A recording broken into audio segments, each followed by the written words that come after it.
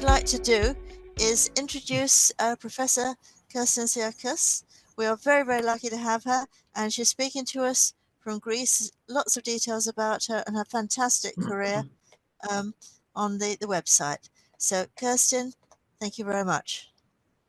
Okay, thank you, everybody, and thank you for the invitation to take part in this conference, and especially since it's about the human context somehow. I have decided to make this talk about the human context in requirements elicitation. And before I go into the subject, I was observing that we have the previous talker, Tom. He's from US and he lives in Norway. And Niels, I don't know, are you from Holland or Belgium? I didn't catch that. I'm Dutch, living in Germany, but part of the year in Japan.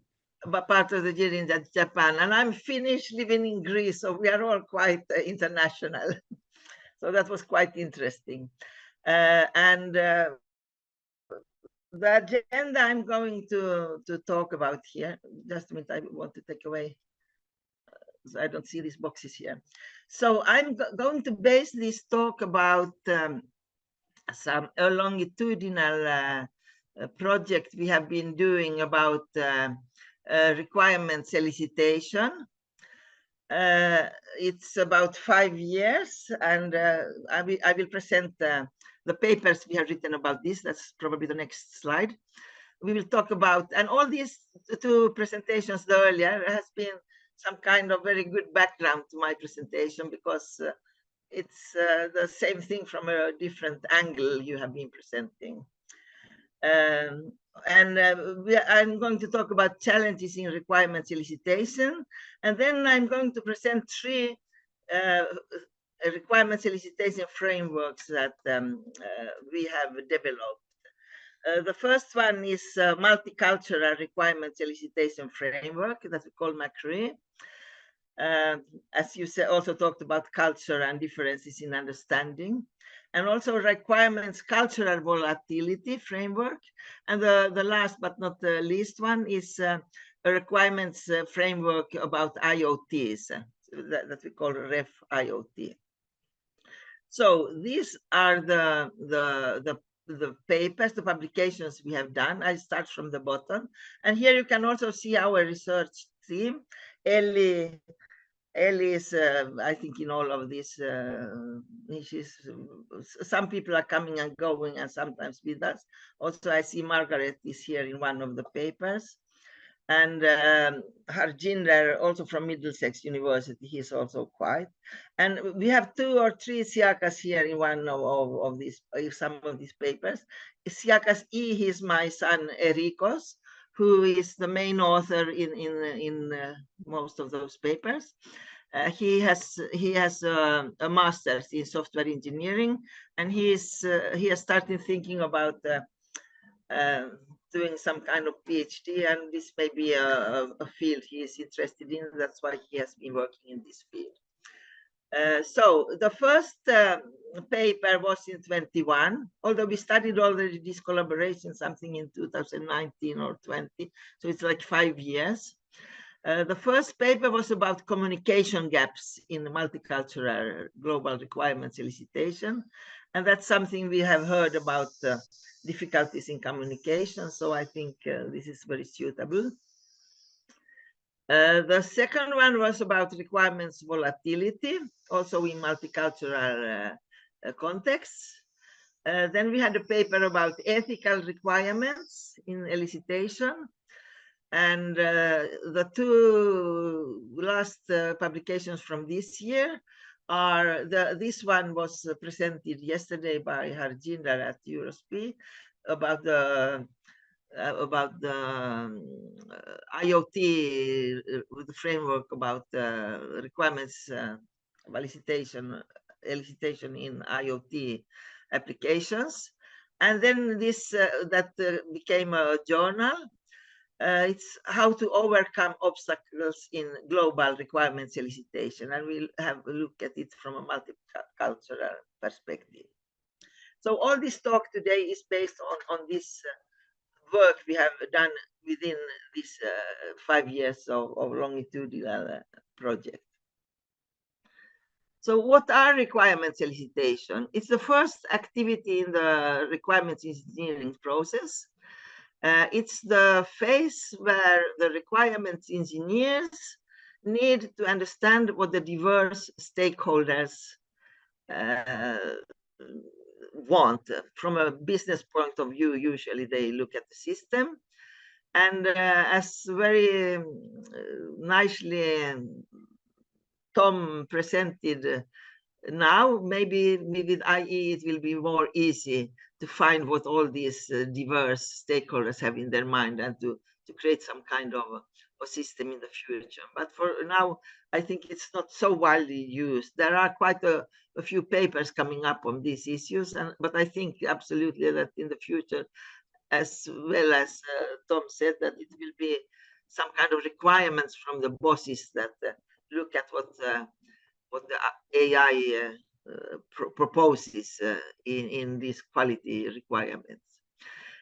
And of course, this requirements elicitation is a very communication intensive process because on one side we have the requirements engineers, the software engineers or the system engineers, and the other side we have the stakeholders, the customers, or those who have an interest in the project, in the system we are processing. So these people need to discuss, talk with each other, understand each other. And as Niels said, it's not always so easy. We say other things, mean other things, understand other things. And we have to find a common understanding of what we are going to do. So, and why is this so important? Because the requirements elicitation is the most critical phase in the software and systems development. Because that's the basis for what we are going to develop. If you don't understand what we are going to do, then however good, technically good the system will be, if it doesn't satisfy, at least to a high degree, the wishes of the stakeholders, then it's useless, the system. Who will pay for a system that doesn't do what they want it to do? So it has a direct influence on both quality and cost of the system. In this project, we have looked at the challenges in requirements. So we tried to classify the challenges, and this is like some part of our attempts that we did. So we have people challenges, which for this conference is maybe the most important as well to talk about these people issues. We don't identify the correct stakeholders. We cannot communicate with them because of different reasons. We have different backgrounds, different cultures, and this impact on how we understand the system and how we communicate regarding results that we want to create. Also, we may have limited understanding of the project domain. And now this box came up here, so I can see what I'm writing here. Okay. And inadequate negotiation and prioritization of requirements, because we also need to prioritize. We can do all these 5,000 requirements, maybe. Tom said something about 10, 20, 40 requirements that we need to prioritize to see at we least can fulfill these requirements. And of course, stakeholders may have unreasonable timelines or limited knowledge of what they really want. So there maybe we can help them because they don't maybe have the technical knowledge. So we can show that how, for example, AI could be very useful to use in these requirements analysis and so on. The second challenge we thought about or we discovered was the process challenges. There may be no defined requirements engineering processes, And if we have such processes, maybe they are not followed, or maybe we don't measure anything. We don't measure neither the results, neither the processes. We don't measure anything, or we don't have any improvements based on what we find if we have measurements and so on. So we need all these measurements and the improvements to have in place. And also a third challenge is the business environment. The business changes, government and policy decisions and regulations change. Our competitors change. They come out with new, maybe technologies, new ways of looking at things. Technology changes. Nowadays we have AI, we have AI, IoT, we have Internet of Things, we have Industrial Internet of Things, and we have all these things that maybe we need to see as a challenge if for the organization to look at. And we may have legal changes that also influence our challenges. As Tom very correctly said, that they are not people requirements. They are not a person with the requirements, but we have these legal issues that we need to apply to. And also we have this third one, the fourth one we called principles of conduct, which has to do with if we establish values and principles that we follow. First, if we establish them as a group, as a company, as a project. Maybe I most talk about the project here. So a project can contain of different companies and different cultures. So it's best we talk about the project here. So the project needs to have common values and common principles, and they need to follow these. Or if they don't have, they need to look into that they think about the values as the same thing. Also, they need to have some kind of methodologies that they establish, and maybe they follow or not follow the methodology. And the ethical and professional principles also need to be established. And also it's a challenge if we don't follow these established requirements. But the first problem is, of course, if you don't establish them at all. And all these problems here, they can create some kind of requirements volatility, which we will look to more in the framework. So now I am also going, Tom talked quite a lot about these different types of requirements, and you had a very nice picture about it.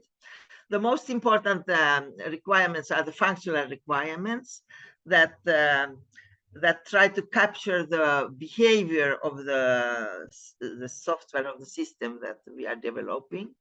And it usually is related to business functions, business tasks or behaviors that the system is supposed to support.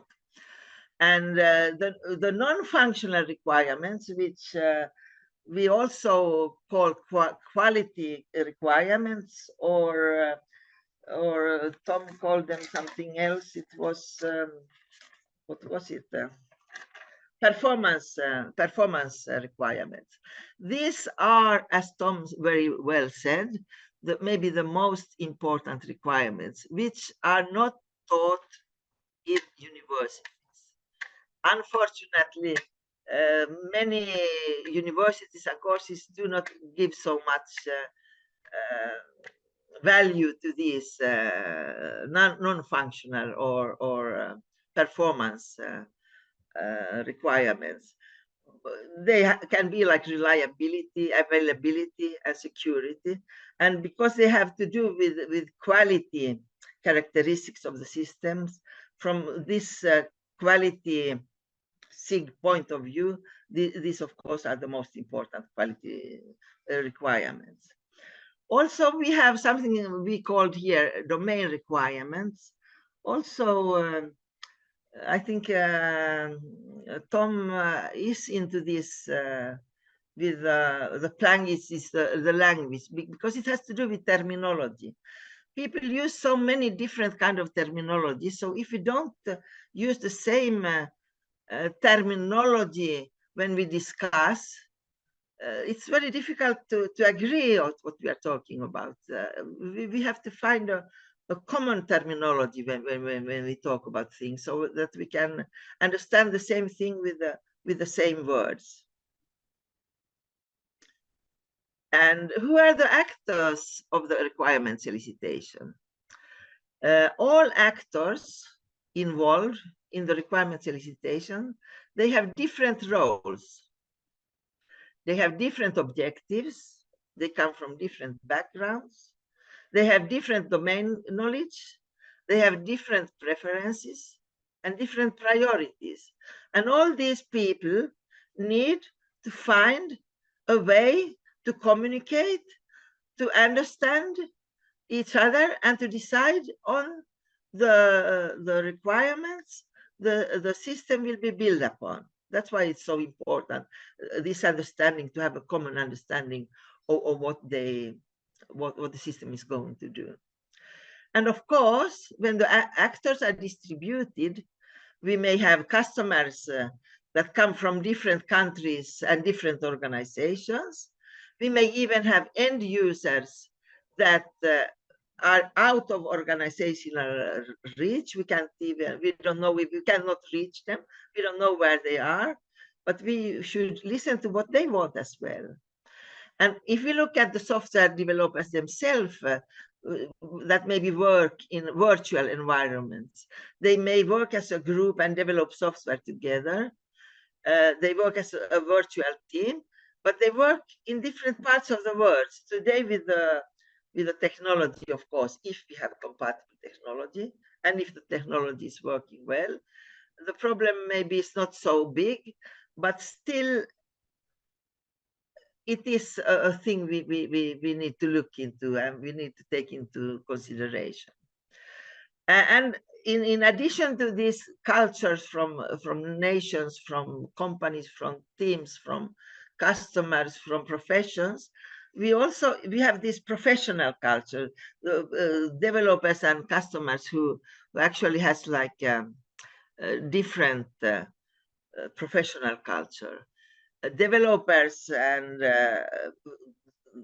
those who are from the system development point of view, they put more emphasis on the system and the technology, while customers put the emphasis on the business content. So here we need some kind of bridge to find each other. If we look at virtual teams in global software development, we made this picture to make it a little bit more clear. Why are software developers dispersed in different places of the world? That's because the company they're working in may have subsidiaries, and they may work in different parts of the world in these subsidiaries. Or the company, so there may be like a mother company and subsidiaries. Or they can have outsourcing. So still they outsource part of the software development to other companies. So it's in another part maybe of the world and in another company. And also we can have global relationships because of joint ventures. For example, an EU project. Most of you, I think you, or at least you who work in the universities, we have different EU projects where we have different universities, different companies, different apartments, maybe IT, maybe business, maybe other departments. And we do a project with a special aim, with a distinctive objective for a specific period, and with money constraints as well. So this is a joint venture. We do it together. So here we have these different kind of people working together that need to understand each other. So we have these multicultural teams and multidisciplinary teams as well. So it's not that the culture is different. It's also that they come from different kind of professional backgrounds.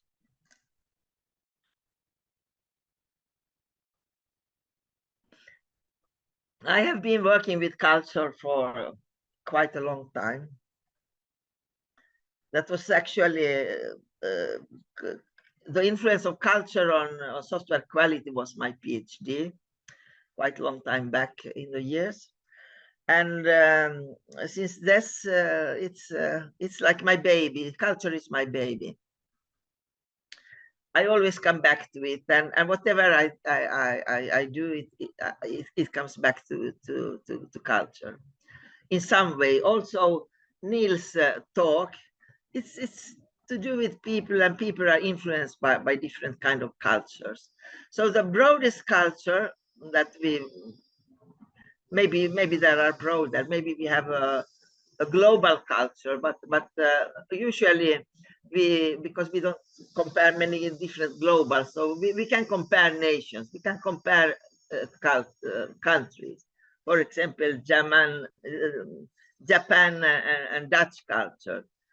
There must be quite a lot of differences there.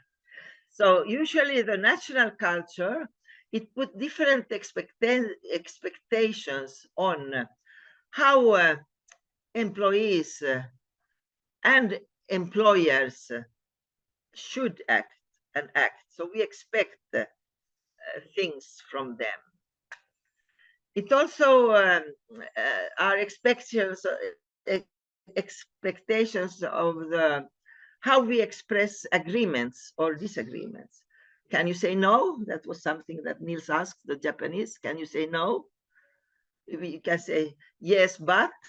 So these are expressions of agreement. We need to understand this when we try to collaborate. Styles of management, how we take decisions, attitudes toward hierarchy. This is quite important as well when we compare different nations.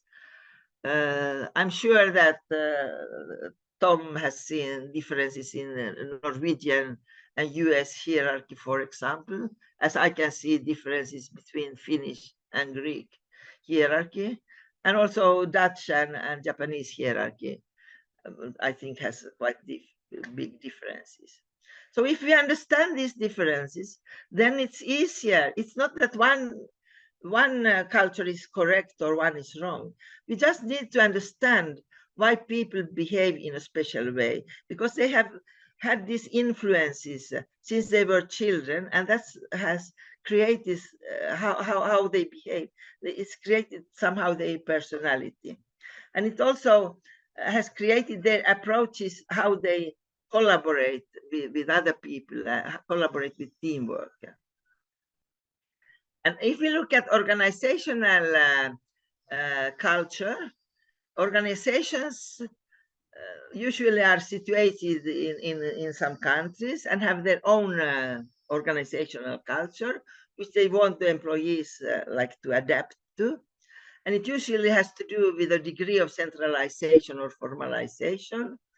And usually people in that organization share values, or that's what they try to make people to share the values and expectations, the level of specialization, the need for coordination, how much they share knowledge or not share, hide their knowledge, and also about process maturity.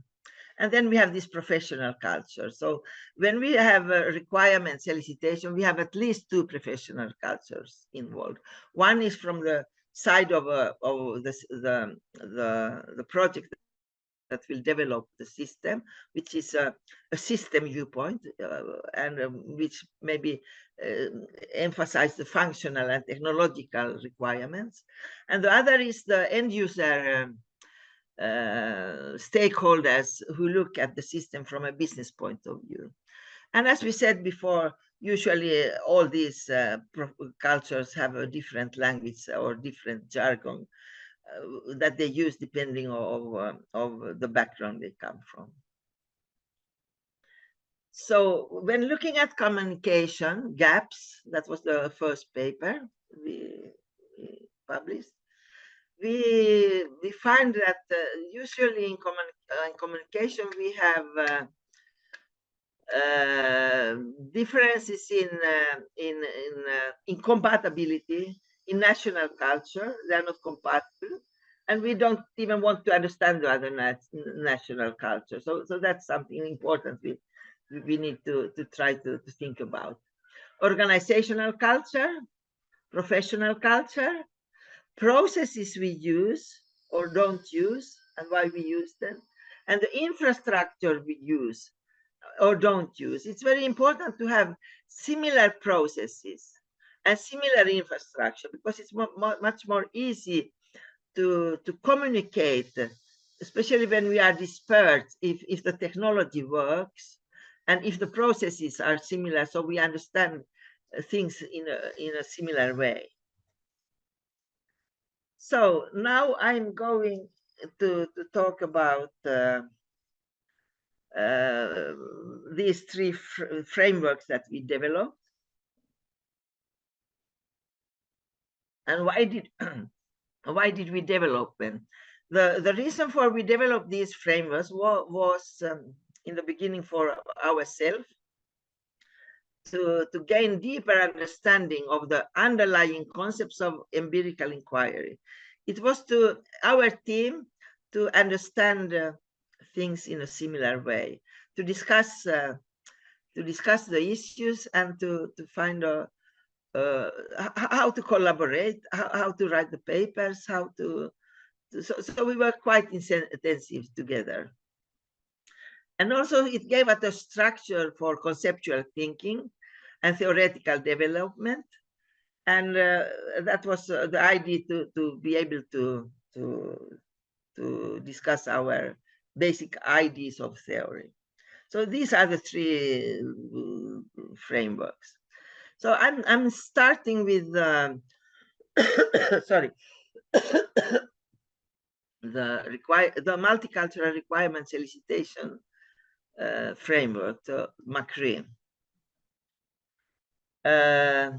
In this framework, we try to pinpoint the meaning and the role of culture in global software engineering, and the influence of culture on the requirements elicitation process.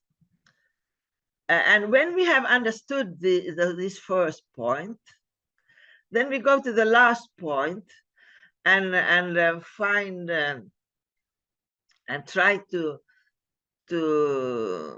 find ways to prevent or at least minimize prejudice, conflicts, misunderstandings, misinterpretations arising from cultural differences.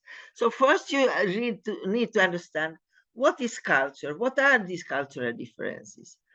And when you understand the culture, understand what kind of problems what kind of challenges are there, then you can try to find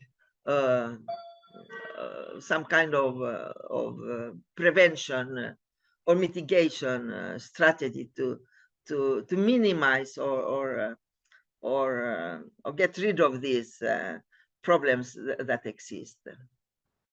So this is the framework, and I'm going to try to I must confess that we have worked really, really intensively on this framework, and we had we developed it, then we had the validation of it in the industry, and based on the validation, we did some small, based on the validation from the industry, where we used like qualitative research in the industry and asked the people who do requirements elicitation to look at our model and say what they thought about it, and help us to see if we go in the right direction. We had some small improvements which are with a star somewhere here. Here is one, for example, 1 star, and there are some other stars. So the things we changed, they are put with a star here in the model. But let me now explain the model a little bit more in detail. So it's a multicultural requirements elicitation framework. So we tried to identify the processes in requirements elicitation in multicultural environments. What processes are there, or what should be there to somehow to check, are they there? Do they exist? And if they exist, do people follow them? And how does it help them? So the first one is the operational feasibility study. That's the first step when the project decides if they shall go or not go with the project, if it's worth its value, if they are going to create some value for the stakeholders with taking over the project. And here it's very important to identify the constraints regarding the organizational norms and the policies, like if you are from different companies and different countries. So somehow they need to sit down and see if there are any constraints that will be a constraints on the project. So they need to identify this. It's on an organization level to identify the constraints. The second process is to look at the projects, current projects that they are doing, and also previous projects. And this is on a group level, where they try to learn from their earlier problems and mistakes and conflicts, and try to accept and improve or reject in this reflection. It's like a quantifiable reflection process, where they try to look at all the problems that they had in previous projects. The two following processes are training processes. They are participative trainings. So the participants in the project take part in the trainings, and they are interactive and reflective. So the first process has to do with unconscious bias, and also how to when you find conflict mediation, when you find conflicts, how can you develop skills to solve these conflicts that you have identified. So you actually do training on unconscious bias, and then you help the trainees to learn to how you can tackle these problems and solve eventual cultural conflicts. And this is not so obvious in these international or global projects. Usually people talk about cross-cultural training, but this goes a little bit further with the unconscious bias. It may be because of the cultural training they have learned. Maybe that should be the first, and then the other one. It doesn't really matter in which order they are. So here you are on a group level, and you also look at your personal awareness of cultural diversity. Either it comes from different countries that are involved, or diversity because different companies are involved. They could be in the same country, but they are different companies, so they have their own organizational culture. So also in your own institution, you may have maybe different kind of people. There are business people, IT people. So all these conflicts that are potential conflicts, you have to somehow identify them and solve them before they become a problem. You just think that this is somehow we need to have some kind of preliminary actions or considerations for potential problems. And then we also, one process is open forum and discussions, which somehow also is a prevention action. Although we have it here because it's also here with identifying the processes that are important. So here we look at cross-company virtual discussions or interinstitutional at group level. So we look at openness. We need to learn to be open. We need to trust, learn to trust, and trust is nothing you can impose on anybody. You say you have to trust me. Trust usually comes by time, when you learn when you have open sharing about your ideas, and you learn to trust and share your knowledge. So if we then go, so these were the processes and the purposes of the processes.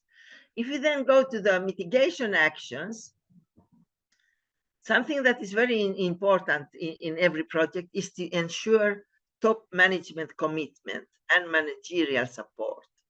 Because if you don't have top management support, it may be times when you are working on your own and you have no recognition of what you are doing. So that is something you need to cater for. And also, in the earlier talks, you talked about resistance.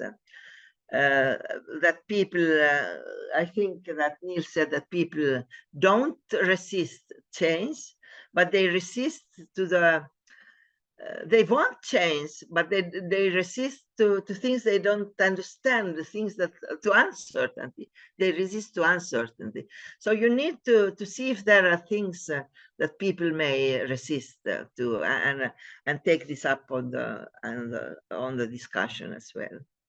So you like analyze all problems and all categories of problems, and so you try to identify them first, and then try to find solutions to the problems you have identified.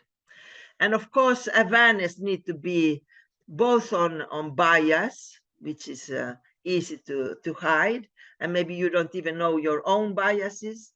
The more you work with people from different cultures, you will understand that you yourself also have biases. So you need to have awareness and focus on the bias and on diversity, and of course take the advantages of this, because diversity can be good if we know how to use it to our advantage. So these two in the bottom here, they are more like direct mitigation actions. We need to appreciate openness, and that we can do if you also have face-to-face meetings.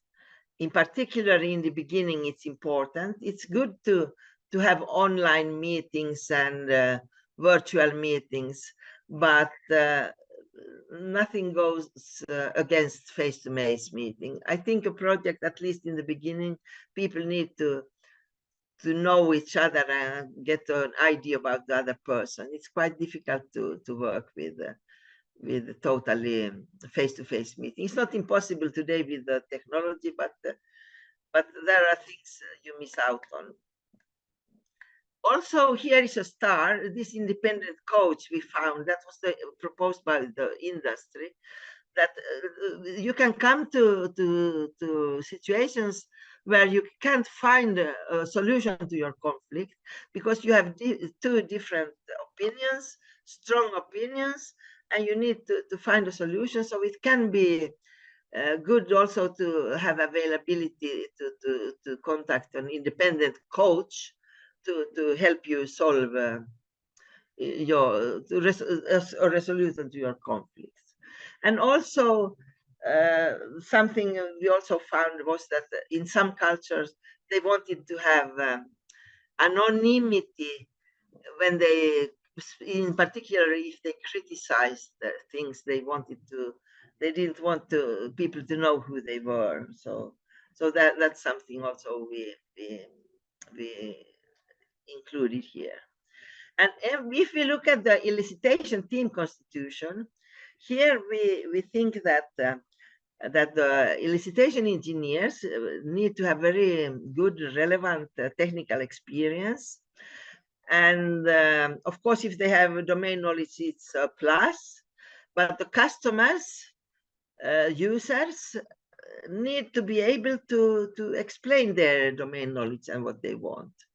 So we need to have like a cultural mix of these team members with both interpersonal and cultural skills.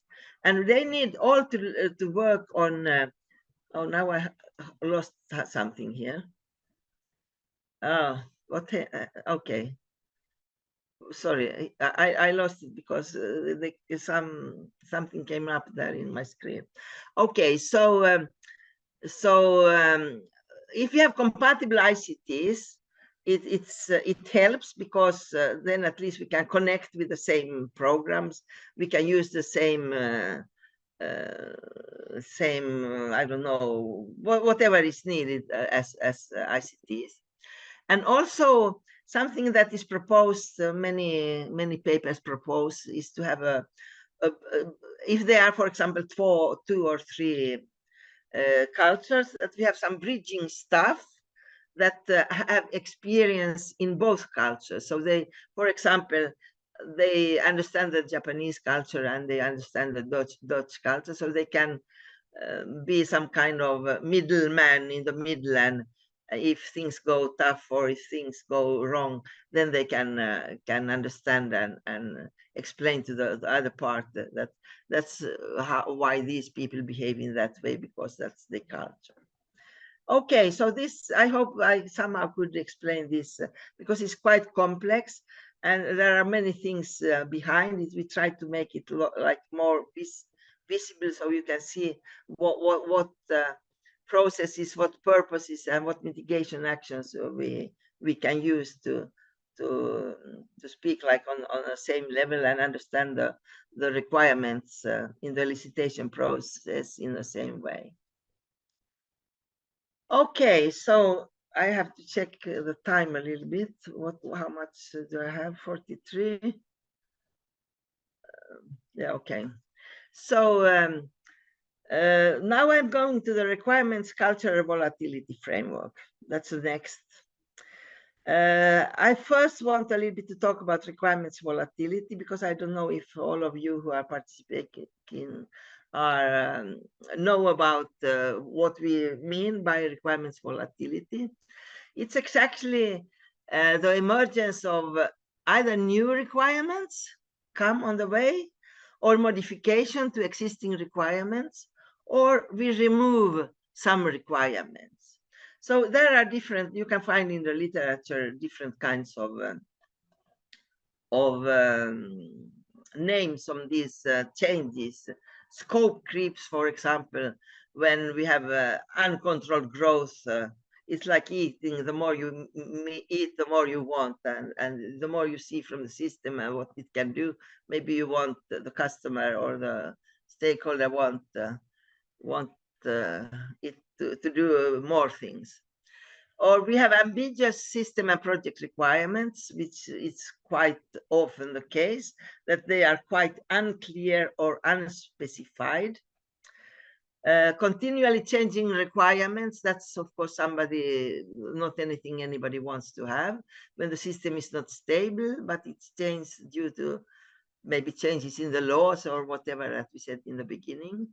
Or the goals, the project goals are ill-defined, so we don't really know what to develop. We have millions of features that we think we have to develop. Or abundance of features. We develop more features than it's actually needed. And also we have problems in assumptions and ambiguities. We have assumption about ambiguous descriptions, whether it's intentionally or unintentionally. So we think that the system should work in this or that way, but that's not actually what was the intention of the system. So if we look at this picture here, we have requirements volatility, where we show three.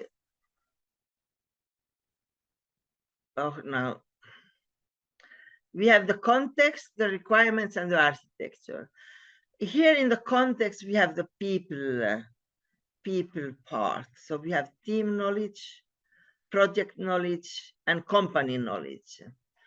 So this is where we are working in this part, but there are a lot more to requirements elicitation. We also have these other parts, but my team has been concentrating mainly on the cultural aspects, the global cultural aspects of requirements elicitation and volatility. So to look at these context characteristics, we took these three, as you saw. I take them back: team knowledge, project knowledge, and company knowledge. So we analyzed them in more detail. The team characteristics, this is the company characteristics, and the project characteristics. So if we look at the team characteristics, and this can be like reasons why we have volatility, or reasons that influence volatility. So level of dispersion is one characteristic. Cohesion, domain knowledge, language. Do we speak our own language or a foreign language? So do we understand each other? Then we have this national, organizational, team, and professional culture. These four cultures that actually have influence on each other. The organizational culture are influenced from the national cultures, and the team cultures are influenced from both the national culture and the organizational culture. And of course, the professional culture is the same. Then if we look at the national characteristics, we have the the organizational characteristics, sorry. We have the national characteristic that influence the organization. So depending if it's a Japanese company or a Dutch company, I'm sure they have a different organizational culture as well. So it has to do with their hierarchy, for example, or how they are oriented towards learning, or how they are oriented towards processes. If we look at the project characteristics, the project, we can look at the size, the scope of the project, the complexity of the project, how much effort we put into the project, how much predefined processes we have, how much process improvements approaches we try to implement, how much stakeholders, the level of stakeholder involvement, the motivations and the constraints of involving in the requirements elicitation, and also what kind of life cycle models we are following that also influence on. Could be waterfall or agile or whatever. So this is the framework. All this I talked about before ends up in this framework. So we have the cultural context. We have multiple dimensions, multiple interactions, multiple actions, and expected benefits. So here we look at the we look at the triangle here in the middle, which are the dimensions and the factors of the culture. So here we have the national culture. The national culture is defined, if you say so, is defined by the values of the people living in that nation, of the rituals, their heroes, their symbols, their beliefs, their attitudes, their ethics, their norms, and their practices they prefer. So it's actually preference states of values, ritual, and so on, what they prefer when things go wrong. So at the national level, we can have prejudices, we can have misunderstanding and miscommunication. And the actions to the mitigation actions we should do here is have some kind of joint discussions and analysis, conflict resolution, consensus, compromise, and co-creation. So we need to identify the problems and try to find solutions. And that we can only find with communication. But in order to communicate, we need to find a way to communicate, to understand each other.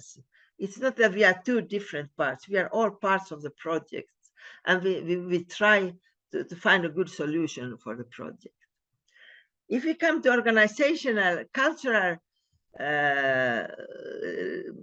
level and maturity level, then we have different standards that we follow, maybe ISO standards, etc. Different processes that we follow and so on. So here we can have incompatibility, conflicts, mistrusts, blame, and even manipulation. So also here our mitigation actions, they come to communication, to reflective discussions, and to share knowledge, to be open to understand that the project has one aim, the aim to find a good solution. So we try to increase trust and to have loyalty to the project. And if you look at the team culture, teams may retain information. Oh no, sorry, now I lost all here. Just a minute. Every time you send something I lose my now I can't find the where is my I don't know where I am now. I'm dealing. Where is my slides now? It's on that requirements culture. I found every time Tom posts something on that discussion, I lose because it comes up in my screen and I lose the slide. Sorry. Anyway, I found it now. Okay, so here we have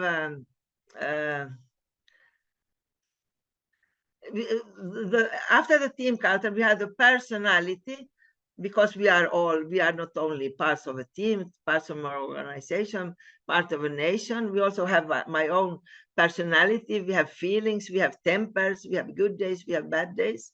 So here we also, by studying this,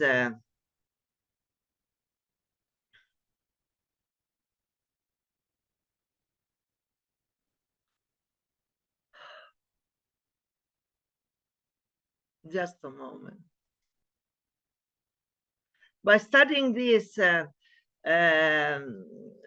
difficulties that all people have, you will probably, as Niels also said, you will understand your own qualities and your own insecurities, and so these are like things that help also in this awareness training. You will help to have insight in what things so you can appreciate your peers and your partners and help each other and work together. Okay, so now I'm going to the last framework. I think I will take this quite quick. IoT is, as you probably all know, it's a network of physical devices which are embedded with software and has sensors and actuators, and it collects data and shares data over the internet without the need for human intervention. So it's an innovation enabler, and that's why we wanted to look at this, because we have worked with other groups with IoT, so we wanted to see if there is a difference with normal software system requirements. So if we look here, so this is the framework. I'm going directly to the framework. Here we have the 4 challenges that I showed to you in the beginning. We have people challenges, we have process challenges, business environment challenges, and principles of conduct. And all these challenges influence the level 2 here. So they influence, for example, the cultural values we have. So people influence all these other, the processes, the business iron, the people, the principles of conduct, but they also influence the diverse cultural values, the requirements volatility, the requirements sustainability, and the ethical values.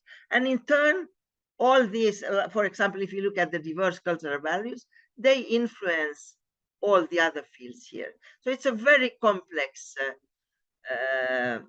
we try to make it like that people understand this complex influence, how people influence each other, and what can we do about these influences?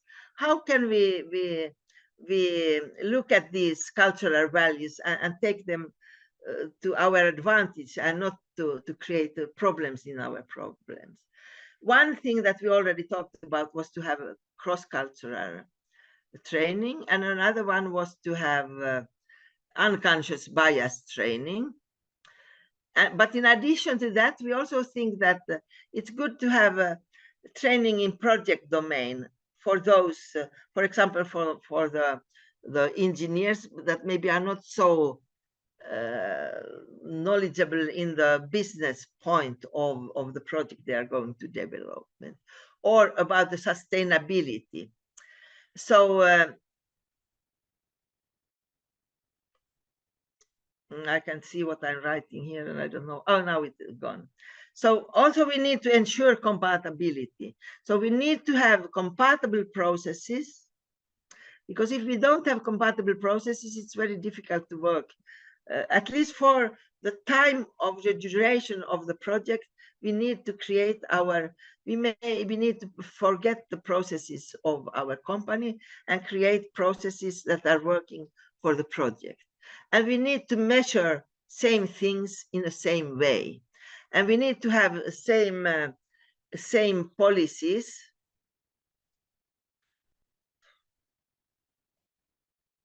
Okay. And secure common policies. And now I don't see what is written under this, and I don't remember it. Anyway, so I'm here in the conclusion, and I know also that time is like 2 minutes more. No, I can't see that one.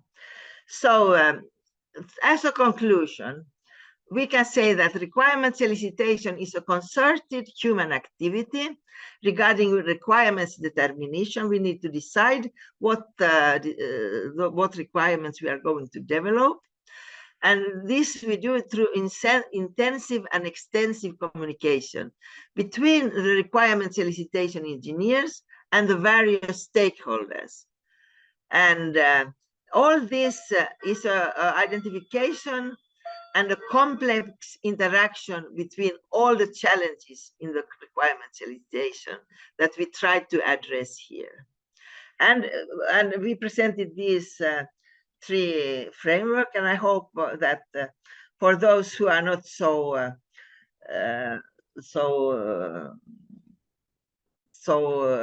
who don't know so much about this field, I hope we helped a little bit to understand the complexity of the system. And of course, if we put in AI, also I have this like potential future work directions. AI techniques is something we have started to think about as well. And I thank you, Tom, for a very good presentation. And for you convinced us that that will be the future. So this is certainly some field we will look into. I looked at some papers about explainable IA systems. That's another tool, or chat GPTs, how they can assist the elicitation process. I'm not so sure about all this and how much they can assist, but at least you can have some quick, fast, huge amounts of some solutions that you need to, as a person, sit and assess if it's good enough, it's actually what you need. If you put the right questions, maybe also you can find the correct answers. So if anybody is interested in collaborating on this, please, I'm happy to, if you share your interests, and we can see if you find some common field to work on. Thank you very much.